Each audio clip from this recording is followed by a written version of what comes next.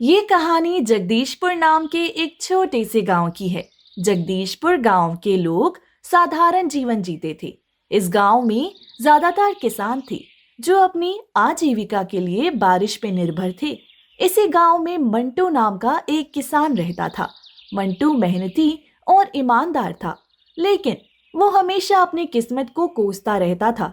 आखिर कोसे भी क्यों ना, मंटू बहुत मेहनत करता था, परंतु उसकी फसल कभी समय पे नहीं पकती और जब पकती तो बारिश और सूखा सब बर्बाद कर देती।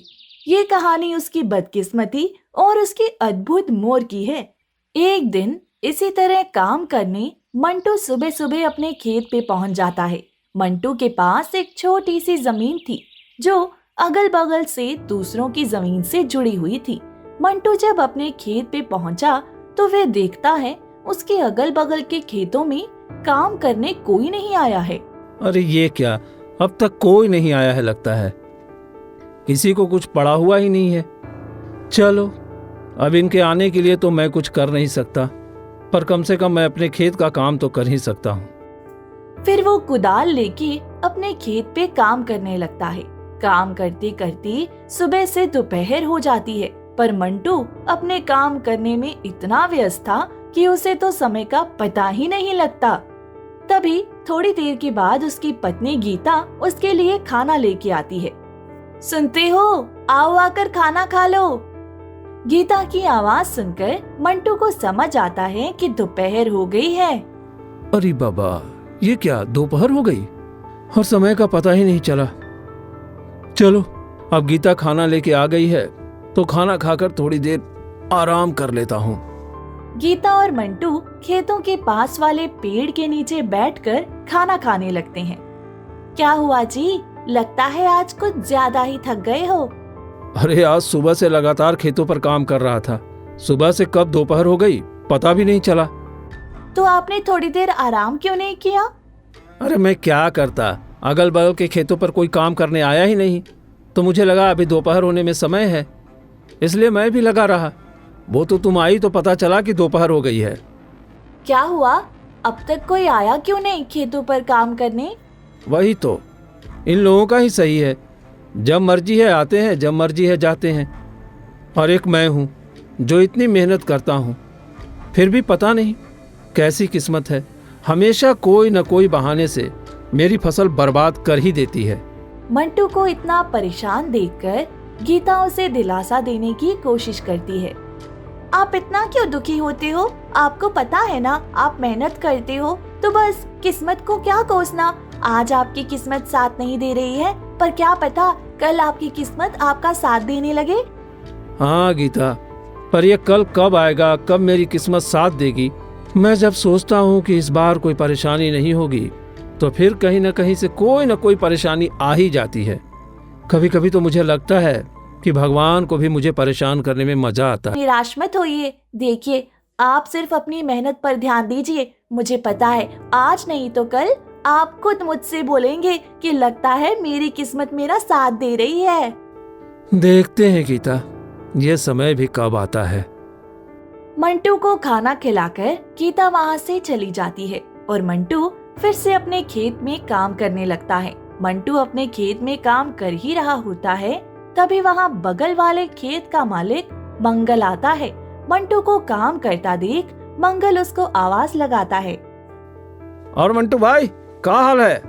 लगता आज कुछ जल्दी ही आ गए थे खेत पे काम करने, नहीं?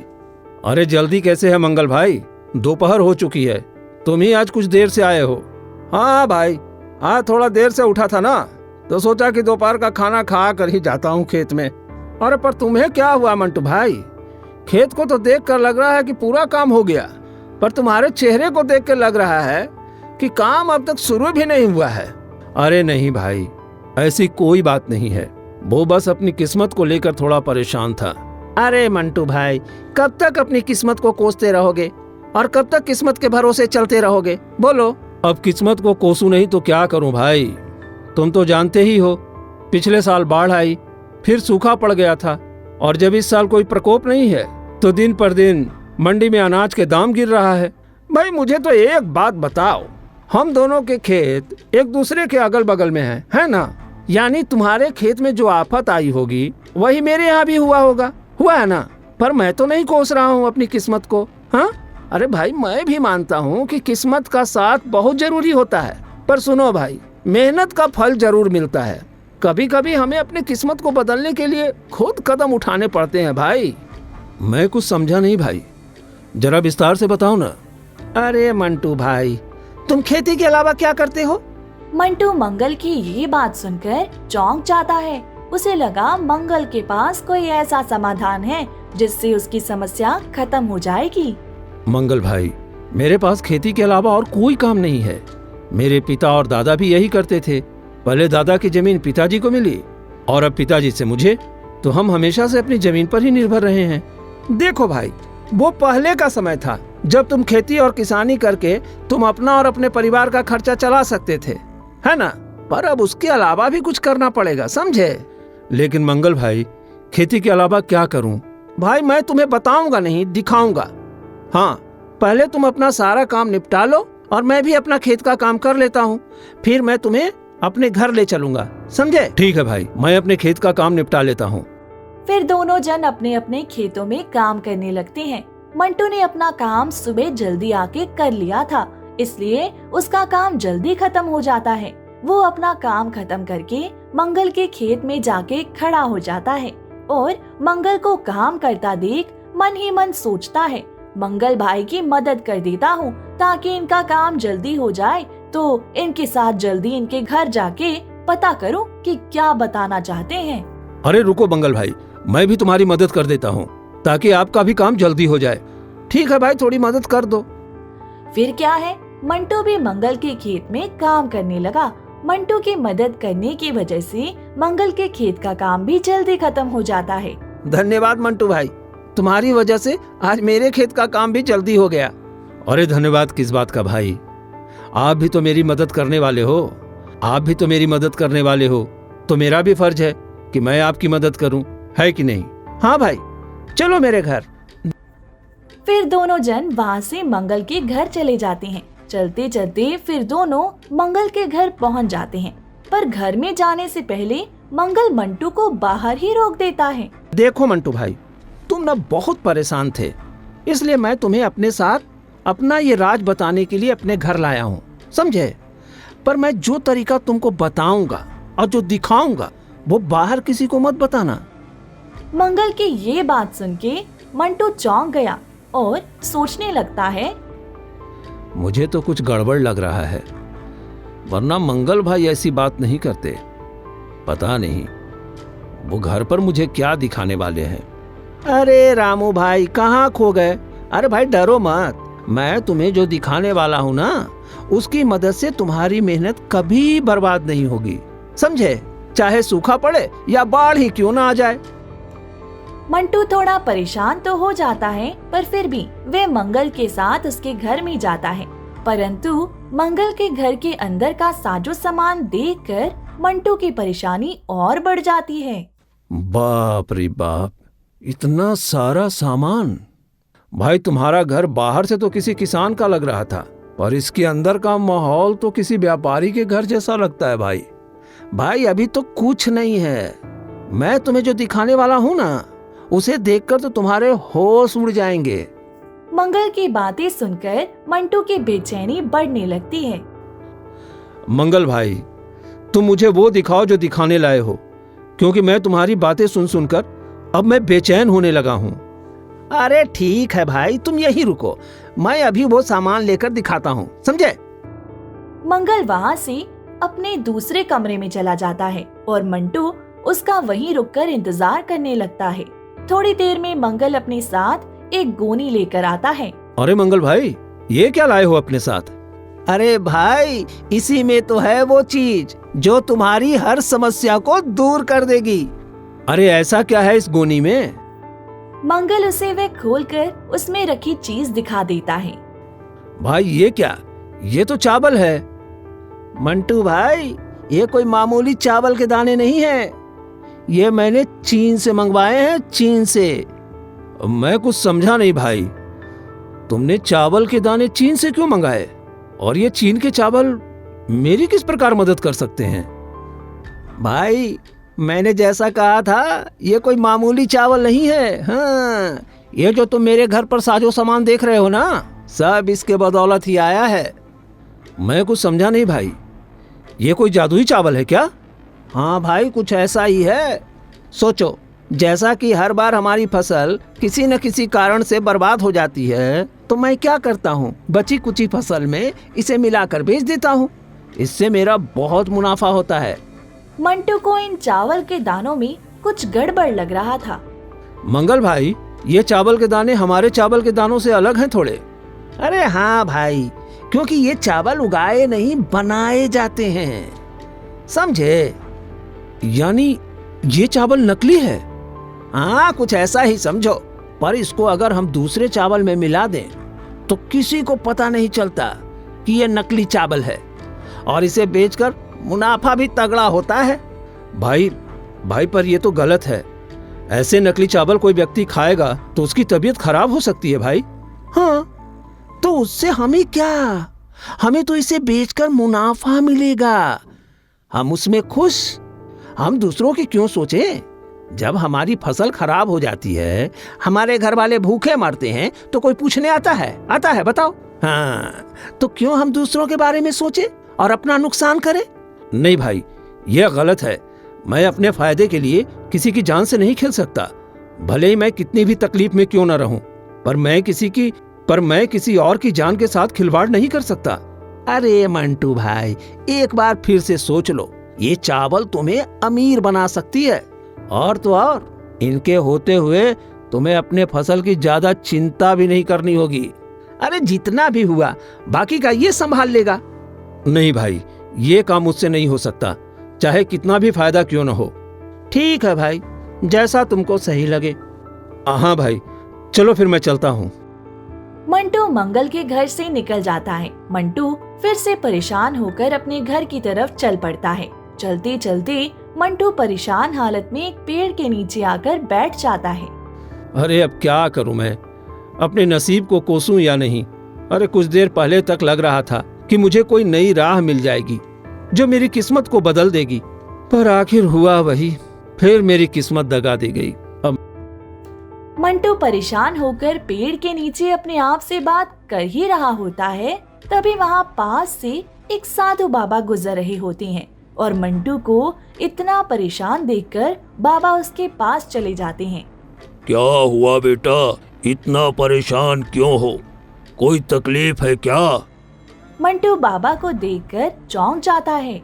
नहीं बाबा, कोई परेशानी नहीं है। देखो बेटा, मुझसे छुपाकर तुम क्या करोगे? तुम्हारी शक्ल बता रही है कि तुम बहुत परेशान हो। कोई तकलीफ है तो मुझे बताओ, शायद मैं तुम्हारी कोई मदद कर सकूं। बाबा की ये बात सुनकर मंटू सोचने लगता है। इतना तो परेशान हूँ और अब कोई रास्ता भी तो नजर नहीं आ रहा। एक बार बाबा से बात करके देखता हूँ, शायद वो कोई उपाय बता दें।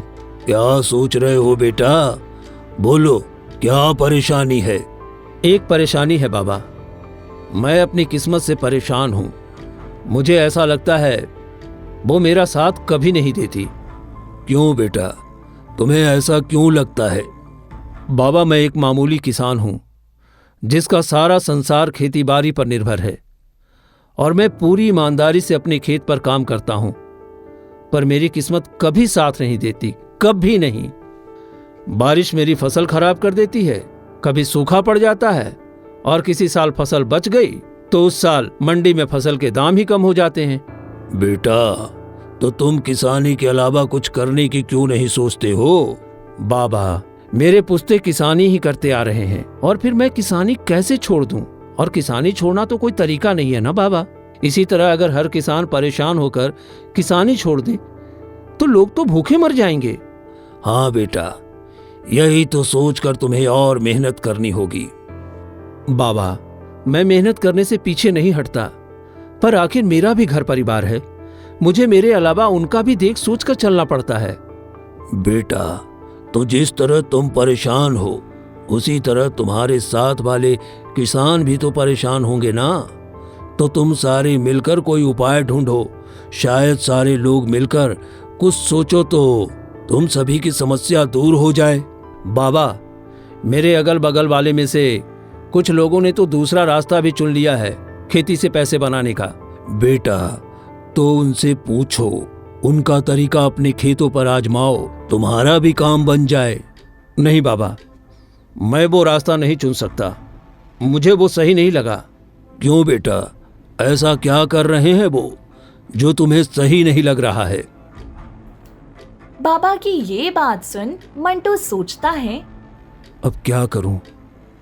मंगल वाली बात बाबा को बता दूं कि वो किस तरह से लोगों की जान के साथ खिलवाड़ कर रहा है? बता देता हूं, पर मंगल भाई का नाम नहीं लूंगा, क्योंकि आखिर वो मेरी मदद करने की कोशिश ही कर रहे थे। हाँ बाबा, मेरे जान पहचान में एक किसान भाई बहुत गलत काम कर रहे हैं। क्या गलत कर रहे हैं? जरा मुझे भी तो बताना। बाबा, आज मैं उनसे सुबह मिला था और आपकी तरह मुझे परेशान देखकर उन्होंने भी मेरी मदद करने की सोची। उनकी भी खेती का काम है जो हर साल मेरी तरह कुछ न कुछ कारणों से खराब हो जाती थी, तो उन्होंने एक नया उपाय सोच लिया है, बचे कुचे अनाज के साथ पैसे कमाने का। ऐसा क्या करते हैं बेटा वो बचे हुए अनाज से? बाबा, उन्होंने चीन से चावल मंगवा लिया है और वो उन्हें अपने बचे हुए चावल के दानों में मिला देते हैं, जिसे बेचकर वो बहुत पैसा कमा रहे हैं। हाँ तो बेटा, इसमें गलत क्या है? तुम भी चीन से मंगा लो और उन्हीं की तरह बेचो। नहीं बाबा, आप शायद समझे नहीं। वो चावल जो चीन से मंगाते हैं वो मामूली चावल नहीं है, क्योंकि उन्हें उगाया नहीं, बनाया जाता है। मंटू की ये बात सुनकर बाबा चौंक जाते हैं। क्या कहा बेटा? चावल जिन्हें उगाया नहीं, बनाया गया है?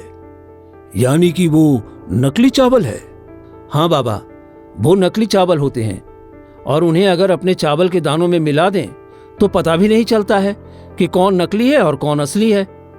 बेटा, ये नकली चावल तो लोगों की जान ले सकती है ना? हाँ बाबा, इसीलिए तो मैंने वो रास्ता नहीं चुना, क्योंकि मैं अपने फायदे के लिए किसी की जान नहीं ले सकता, भले ही इसके लिए मुझे और कितना भी परेशान क्यों न होना पड़े। वाह बेटा, क्या खूब बात कही है तुमने। अच्छा किया वो रास्ता नहीं चुना, क्योंकि अभी तो तुम्हें शायद फायदा हो भी जाता, बाद में तुम्हें तुम्हारी गलतियों पर पछताना पड़ता। हाँ बाबा, मेरा भी परिवार है, अगर मैं ये गलत काम करूंगा तो कल मेरे परिवार के साथ भी कुछ गलत हो सकता है। हाँ बेटा, हमारी गलतियों की सजा कभी कभी हमारे परिजनों को भी भुगतनी पड़ती है। बाबा, अब आप ही बताइए, मैं क्या करूं? मैं अपनी किस्मत की तारों को कैसे सुधारूं? आखिर मेरा भी परिवार है, मुझे उनका भी तो सोचना पड़ेगा ना बाबा। बेटा, तुम मेरा एक काम करो तो मैं तुम्हें इस समस्या से बाहर निकालने में मदद करूंगा। बोलिए बाबा, मैं क्या करूं? मैं आपके सारे काम करने के लिए तैयार हूं, बस आप मुझे इस समस्या से बाहर निकालिए। बेटा, तुम्हें कुछ ज्यादा नहीं करना है। तुमने कहा ना तुम्हारा भी परिवार है, तो तुम्हें बस उनसे जाके ये चीन के चावल वाली बात बतानी है, क्योंकि तुमने अपना सोचकर मना कर दिया। पर क्या तुमने अपने परिवार वालों से पूछा इस बारे में? नहीं बाबा, नहीं पूछा। एक बार उनसे पूछ कर देखो उनका इस बारे में क्या कहना है। फिर कल सुबह तुम मुझे यहीं मिलना, मैं तुम्हारा इंतजार करूंगा।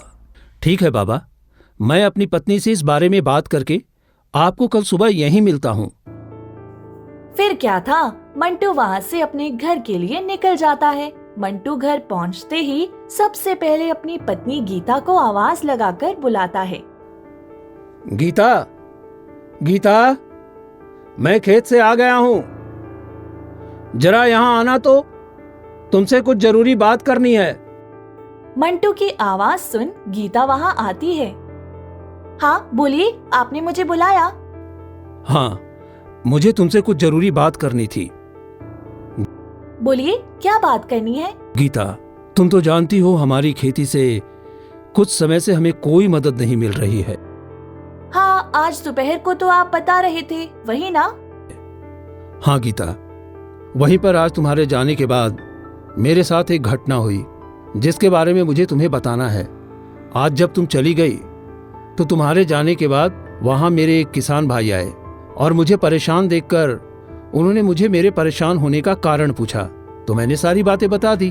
पर गौर करने वाली बात यह है कि जो हाल मेरा था कुछ वैसा ही हाल उनका भी कभी था, पर उन्होंने इस परेशानी से निकलने का एक रास्ता ढूंढ लिया है। उन्होंने उससे निकलने का रास्ता तो बताया, पर वो रास्ता थोड़ा अटपटा है। अटपटा? ऐसा कैसा तरीका है? मुझे बताइए जरा, मैं भी तो सुनूं। देखो, जैसे मेरी फसल कभी बारिश की वजह से खराब हो जाती थी ना, कभी सूख जाती थी, वैसे ही उनकी भी हालत थी। पर अब वो चीन से चावल मंगाते हैं।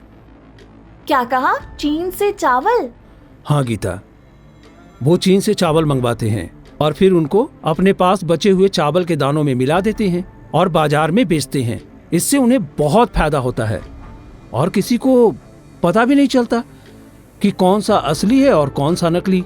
हाँ, मंटू की ये बात सुनकर गीता थोड़ा आश्चर्य में पड़ जाती है। मैं कुछ समझी नहीं। असली चावल, नकली चावल? गीता, चीन से लाए हुए चावल नकली चावल होते हैं। उन्हें उगाया नहीं, बनाया जाता है और वो काफी सस्ते मिलते हैं। उन्हें सस्ते में लाओ और अच्छा मुनाफा कमाओ। पर नकली चावल तो खाने में जानलेवा साबित हो सकते हैं। तो ये तो बहुत गलत बात है ना गीता, अपने मुनाफे के लिए किसी की जान लेना। मुझे भी ये गलत लगा, तो मैंने सोचा एक बार तुम्हारी भी राय लेकर देख लेता हूँ, क्योंकि मेरी इस परेशानी से तो तुम भी परेशान हो और सिर्फ मेरे मना करने से अच्छा है कि एक बार तुम्हारी भी राय लेना मुझे सही लगा। नहीं जी, हम एक बार के लिए भूखे सो जाएंगे, पर किसी के साथ ऐसा धोखा करके पैसे कमाना बहुत गलत होगा। आज हम चैन से सो जाएंगे, पर कल उन गलतियों का भुगतान हमें किसी ना किसी तरह चुकाना ही पड़ेगा। गीता की ऐसी बातें सुनकर मंटू बहुत भावुक हो जाता है। वाह गीता, मुझे आज तुम पर नाज हो रहा है, क्योंकि तुम भी बिल्कुल मेरी तरह सोच रही हो। चलिए ये सब बातें छोड़िए, इन गलत बातों को अपने ऊपर हावी मत होने देना। आप और मेहनत कीजिए, देखना बहुत जल्द आपको कामयाबी मिलेगी। फिर क्या था, गीता की ऐसी बातों ने मंटू का हौसला और बढ़ा दिया था। फिर अगली सुबह मंटू बाबा से मिलने अपने घर से निकलता है। मंटू जब वहाँ पहुँचता है तो बाबा वहाँ नहीं होते हैं और बाबा को वहाँ नहीं पाकर वह थोड़ा मायूस हो जाता है। अरे ये क्या, बाबा तो यहाँ है ही नहीं। अब क्या करूं? कहां से मिलेगी मुझे परेशानी का हल? मंटू अभी अपने आप से बातें कर ही रहा होता है, तभी बाबा अचानक से प्रकट हो जाते हैं। आ गए बेटा तुम? बाबा को अचानक से प्रकट होता देखकर मंटू थोड़ा डर जाता है और अपने मन में सोचने लगता है, बाप रे बाप, ये तो कोई मायावी बाबा लग रहे हैं। अभी के लिए मेरा यहाँ से निकलना ही सही रहेगा। अरे बच्चा, डरो मत, ये तो मेरी एक छोटी सी शक्ति है। मैं कोई मायावी नहीं हूँ। नहीं बाबा, मैं डरा नहीं था, बस थोड़ा चौंक गया था। बोलो बेटा, क्या तुमने वो काम किया जो मैंने तुम्हें कल कहा था? हाँ बाबा, मैंने मेरी पत्नी से उस चीन के चावल के बारे में बात की और उसे ये भी बताया कि इनसे हमें बहुत फायदा होगा, पर उसकी सोच मेरी तरह है। उसने भी यह गलत काम करने से साफ मना कर दिया। उसने तो ये तक कहा कि हम एक समय पर भूखे रह सकते हैं, पर किसी के साथ इस तरह धोखा करके पैसे नहीं कमा सकते। मंटू की ये सारी बातें सुनकर बाबा बहुत प्रसन्न होते हैं। ये तो बहुत अच्छी बात है बेटा कि तुम्हारे घर वाली की सोच तुम्हारी ही तरह है। बाबा, आप मुझे कोई तरीका बताइए जिससे मेरी समस्या दूर हो सके। हाँ बेटा रुको, मैं तुम्हारे लिए कुछ लाया हूँ जिससे तुम्हारी सारी समस्याएं दूर हो जाएंगी। बाबा फिर उसे एक पोटली देते हैं। बाबा, इस पोटली में क्या है? बेटा, इस पोटली में जादुई मिट्टी है। तुम बस इस मिट्टी को ले जाकर अपने खेत में छिड़क देना और फिर उसके बाद अपने अनाज के बीजों को छिड़क देना। फिर काम देखना, पर एक बात याद रखना, मिट्टी कम छिड़कना, और जब पोटली की मिट्टी खत्म होने वाली हो तो अपने खेत की मिट्टी इसमें मिला देना। ये पोटली को कभी खाली मत होने देना। ठीक है बाबा, मैं आपकी सारी बातों को याद रखूंगा। ठीक है। तो बाबा, मैं चलता हूँ। मंटू फटाफट से जाकर अपने खेत में मिट्टी छिड़क देता है। मंटू सारे खेत में जल्दी जल्दी बीज छिड़क देता है। चलो, बाबा के कहे अनुसार मिट्टी भी छिड़क दी और बीज भी। चलो अब घर चलता हूँ। कल सुबह जल्दी आकर एक बार खेत का जायजा ले लूंगा और जादुई मिट्टी का कमाल भी देख लूंगा फिर। अगली सुबह मंटू सुबह सुबह अपने खेत पर पहुंच जाता है और अपने खेत की हालत देखकर चौंक जाता है। उसका खेत पूरा हरा भरा हो चुका था। उसे अपनी आंखों पर यकीन ही नहीं हो रहा था। अरे, आखिर बाबा की बात सही हो गई। अब इस जादुई मिट्टी से तो मेरी सारी परेशानियां दूर हो जाएंगी और आखिर गीता की बात भी सही हो गई। अब किस्मत भी मेरा साथ देगी। दोस्तों, इस तरह मंटू और गीता के नेक दिली ने उनकी बदकिस्मती को बदल दिया और अब उन्हें अपनी किस्मत को कोसना नहीं पड़ेगा। दोस्तों, इस तरह की और शानदार कहानियां देखने के लिए हमारे इस चैनल को सब्सक्राइब कर लें।